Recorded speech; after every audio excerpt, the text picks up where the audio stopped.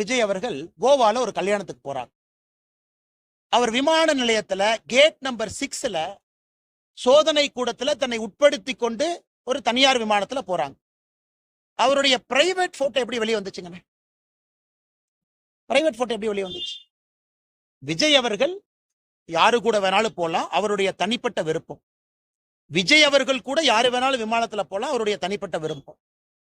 யார் அந்த போட்டோ எடுத்து வெளியிட்டார்?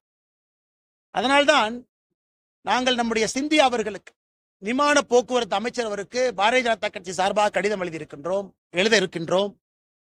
யார் அந்த போட்டோவை எடுத்தாங்க? இதே போறவங்க வர்றவங்க போட்டோ எடுக்கிறதா ஸ்டேட் இன்டெலிஜென்ஸ் வேலையா?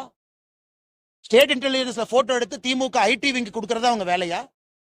ஆனா ஒரு மனிதருடைய தனிப்பட்ட வாழ்க்கையிலே தலையிடுவதற்கு யாரும் உரிமை இல்லை. அவங்க பேசுறது பிஜேபிக்கு எதிராக பேசினா கூட நான் இந்த கட்சியினுடைய மாநில தலைவராக சொல்லுகின்றேன். இதுதான்